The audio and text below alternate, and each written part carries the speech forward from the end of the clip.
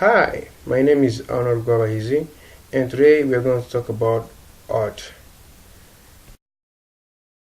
So, in this presentation, we'll be talking about the introduction, Yoda's lamentation, Donatello's David, Rubens' elevation of the cross, David's oath of the Horatii, Manet's Olympia, Picasso's Les Demoiselles d'Avignon, and then we compare some paintings, and finally we have a conclusion.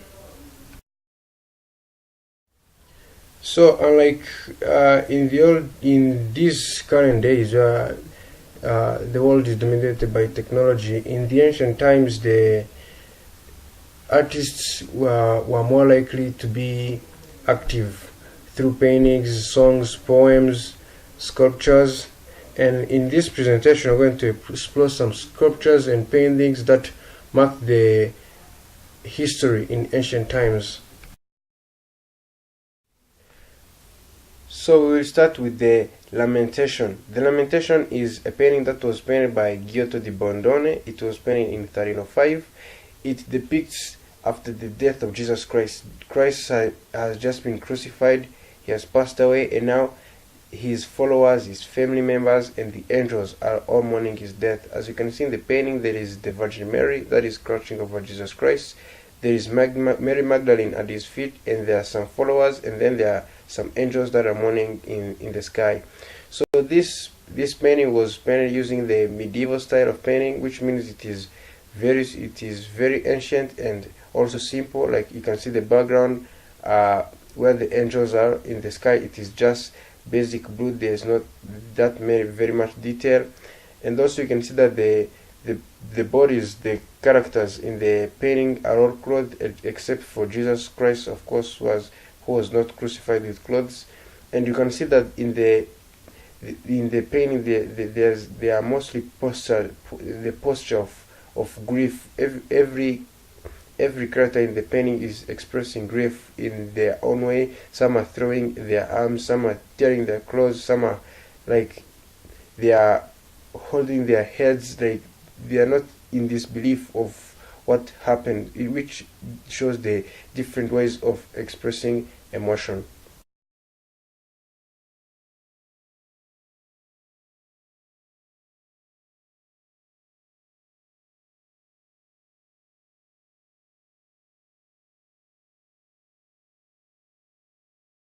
This painting is mainly focused on a Catholic theme because, as we know, Jesus Christ is the Son of God in the Catholic religion. The painting brings about the essence of simplicity, whereby they're just characters in the painting, and also in a very easy background. We can see that there is Mary's motherly love that is expressed to this painting. As you can see, she's crouching over Jesus. She's holding him with her hand and like raising him a little bit using her right knee. This shows how much she cared about him. And also, as we saw in the picture before, there were angels in grief and humans throwing their arms here and there because they were grieving the death of Jesus. So the painting mainly focuses on the pictures, on the characters that are in the painting rather than their surrounding. Continue with another piece of art. It is called David. It was a sculpture, a bronze sculpture that was made by Donato di Niccolo de Bertobardi, who is also known as Donatello. It was made in the 15th century. It also has a biblical theme because it depicts David from the Bible, King David, but as a young boy after he had fought and won against Goliath. As you can see, there is Goliath's head beneath David's left foot, and also David is holding Goliath's sword. This sculpture was mainly represents the love for the body that was mainly used. That dates back in in the ancient Romans and Greek times, whereby the paintings and the sculptures would mainly portray characters that are naked. So this sculpture mainly talks about David and peace, because David had just won against Goliath. Goliath was the main fighter in the army that was fighting against the King Saul's army. So David came up and decided to confront him, and after he succeeded, so there was peace in the nations. It is mainly a nude Renaissance style, because, as you said before, the nude style of art was dates back in the ancient Roman and Greek times, and the body it kind of has a life. It has its own life, because due to the contrapposto, because the position of the sculpture, you can see David is raises his left leg a little bit. Is also the position of his hands. It's like free. It's like the painting is full of life. As a continuation, you can see the sculpture mainly represented God's help to victory.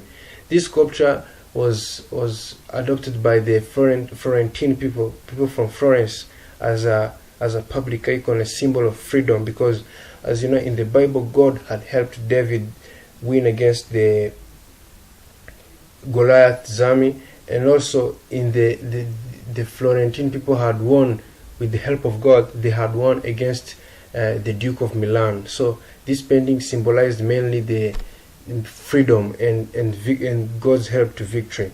And also after this sculpture was made, the Medici family put it in their garden, and then they started. It was like, for them, it symbolized their power over the Florentine people in Florence. But then after the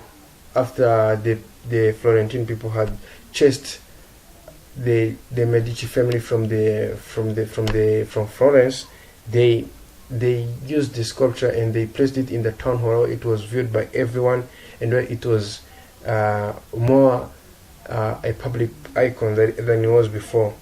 So, as we said before, it represents the conflict between Florence and Milan, because the Florentine people were fighting against Milan, against the Duke of Milan, and then God helped them win. It was like the nation of Milan was represented mainly by the sword. It can be said that the nation of Milan was represented by the sword, while the nation of Florence is represented by the stone, which David used mainly to win against Goliath, and then used the sword to cut off his head.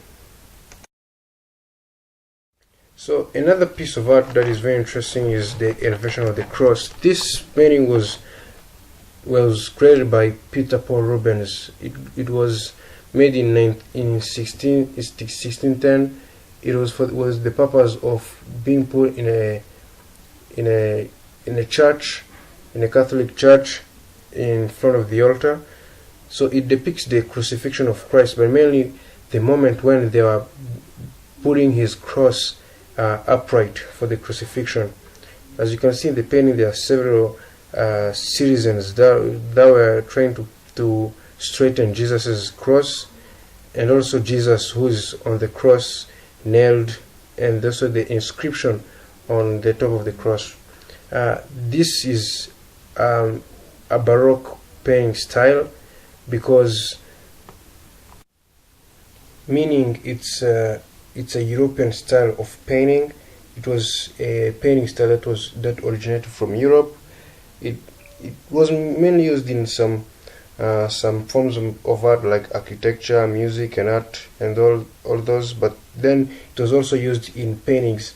As you can see in the painting, there are muscular bodies that are very detailed. You can literally see the muscles and the leaves of the tree are also very visible. It has some sort of detail to it, so that it makes it for the viewer easy to see and interpret. Here the bodies are used. The body is used mainly to represent divinity, because you can see Jesus on the cross. His body is very very detailed and also very visible. So the body here was used to represent divinity. And also, as said before, it was a Catholic theme, because the painter was from Flanders, which was a Catholic region at the time when the painting was created. So there's a Catholic theme. The whole painting actually is a Catholic theme. There is that Flemish culture that pushes the creator to add some detail. As you can see, there is a man who is like beneath the cross, but does not rest there, because you can even, if you look closely, you can even see the eyes of the man, the way he looks, his angry look, which is a Flemish style of painting. So this painting was reflecting a sensitive, like the sensitive topic of religion, which was there at the time. There was like a conflict between Catholics and Protestants. So this painter was taking his side, saying that depicting his belief in the Catholic religion. And also, that the conflict between the Catholics and the Protestants was like very tough at the time. So, and also the church had asked him to make a painting, and also the region where it originated from was from a Catholic surrounding. So this painting was mainly of a Catholic theme.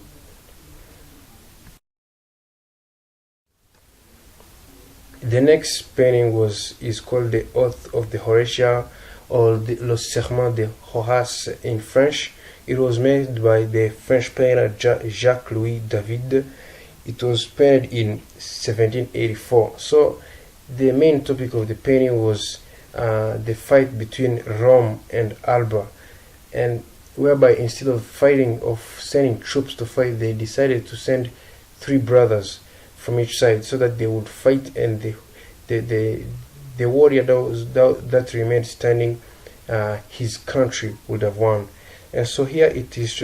But then they came to find out that the brothers were actually intermarried with the different nations. So here the painting shows those brothers, despite those relations between the countries, the intermarriages, they decide to fight to the death.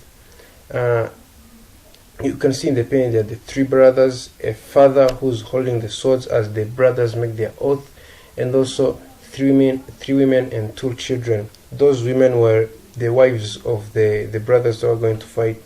So this painting shows the neoclassicism painting style, which means that they refer to the ancient movements, the classical movements from the ancient paintings to make this painting. As you see, the brothers, this painting was made in 1784, but you can see the brothers, and the whole environment is from ancient times, and the brothers are making an oath in several movements that were there during the ancient times. The bodies here are represented for the men, they are strong and rigid, and for the women they are somehow numb and weak, because the men were warriors, whereas the women were like they were just in the house, like keeping the house clean and tidy.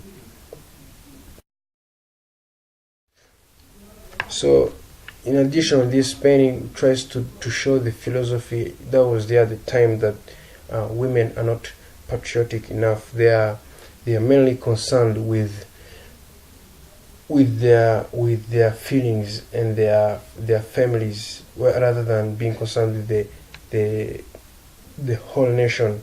So the painting shows a sense of revolution, a sense of patriotism, because those brothers, despite the fact that there were intermarriages between their families, they decided to fight for their countries and to die for their countries.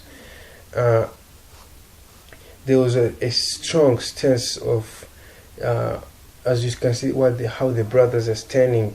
There's a strong sense of resolve in the activity that is going to take place. So the next painting is named Olympia, which is also the main character in the painting, the naked woman lying on the bed. It was painted by Edouard Manet in 1865. So the painting is of a realism style, whereby the painter does not focus on illusion and detail, just realism, putting it real out there for the people to see. So as you can see, the woman Olympia is lying on her bed. There is her servant who is holding flowers, and also there is also a black cat nearby. So this painting, as you can see, there is not too much shadow. You can actually see where the brushes pass. This is a realism style of painting that does not focus on illusion.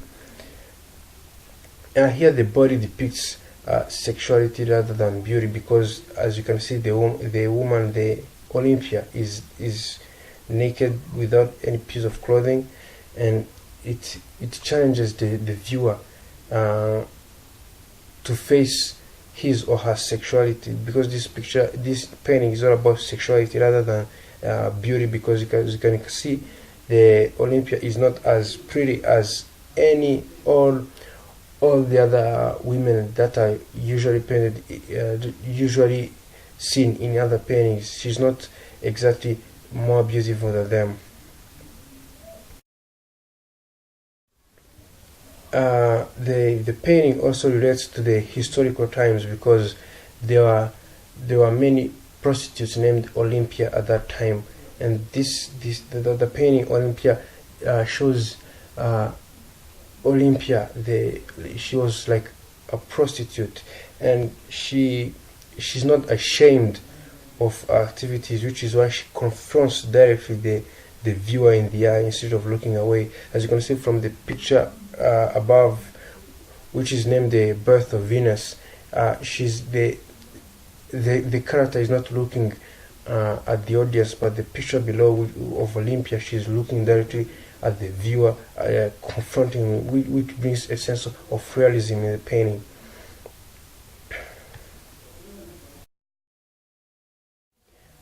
The last picture that will be analyzed, that will be Les Demoiselles d'Avignon. This painting was created by Pablo Picasso. He's an Italian painter that who created the painting in 1907. So the painter shows some women in a brothel, like a house of prostitutes, where you can see that they are obviously prostitutes, naked women standing there, others are crouching without pieces of clothing. And it is a cubism painting style, because you can see the figures are very sharp, like they have sharp edges, which is called a cubism painting style, because it takes a three-dimensional image and then breaks it down into a two-dimensional image. You cannot see a lot of illusion because it is a two-dimensional image. The only space that is created is the blue space between the women on the right, because you can see there's some blue space, but which is almost claustrophobic, which is small. So Pablo does not focus on creating an illusion of space. He's only focusing on the women in the picture. There's also a mixture of cultures in the painting, because as you can see there is also the women on the right have their faces look like African masks, which symbolizes the France's colonization of Africa in the 19th century, the masks that were taken actually from Africa were transported to the museums in France, and Picasso got his inspiration for these faces from there. He deviates from the usual style of painting, which is a lot of illusion. The characters in the painting almost look real, but then here you can see that this is clearly a painting. There's not much illusion of space, illusion of you can see that even the women are confronting the viewer with their eyes. They're not looking away as in the other pictures paintings. What Picasso tries to say here is that women the mean prostitutes are dangerous, because at that time he used to frequent the brothels, this kind of house of prostitutes, and then he was like afraid of the kind of diseases he would get from there. So these sharp edges, on these women show that his innate fear, his internal fear of these women. There's also the African mask, which symbolizes the France's colonization of Africa, as said before, in the 19th century, because you can see these two women in these two paintings have, like, their faces are more like African masks. Those masks that came from Africa during the colonization and that were displayed in the France's museums. So to move along, we're going to compare two pieces of art, which is mainly the Earth of the Horatii and the Elevation of the Cross. So as you can see from both of these pictures, the bodies are rigid and stiff. They are very real. You can have the impression that these bodies are real. You can see the shadows, the shadowing, the muscles are very detailed, and they are all focused on one activity. On the left, there is the three brothers that are like making an oath to fight to the death, and on the right there are the citizens who are struggling to raise Jesus Christ upright. They are all focused on one activity. But there are some differences in those previous paintings we saw, because in the painting of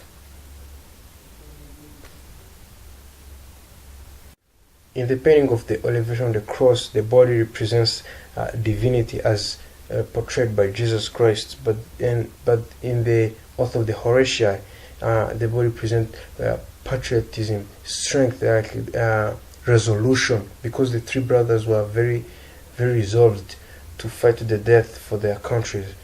In addition, in the Elevation of the Cross, the painting mainly displays the religious belief of the painter and his environment at the time. But in the Earth of the Horatii, the painting mainly portrays patriotism and a sense of revolution that was represented by the brothers that were ready to fight for their nation.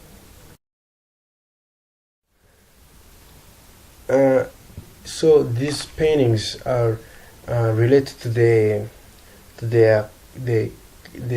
context, the historical and cultural context that were there at the time, because in the Elevation of the Cross, the religion was one of the main topics in that time, and as said before, the painter was from Paul Rubens. He was from Flanders, and his religious belief was Catholics. He was a Catholic, and also the Catholic Church had asked him to paint to create the painting. So yeah, it shows the Catholic, the religious belief at the time and at the location where it was painted. However, in the Earth of the Horatii, it mostly focuses on patriotism. a sense of patriotism, because at the time even the painter was became a revolutionist himself a few years after he had created painting. So the painting mainly focuses on a sense of patriotism that is shown by the three brothers that are ready to fight. In addition, the author Deosha deviates from the previous painting styles, because the styles that were there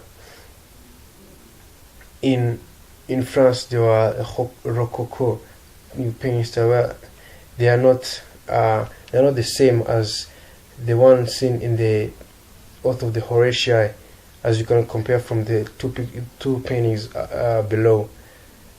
And also there is a Flemish style seen in the detail of the elevation of the cross, because I said before, the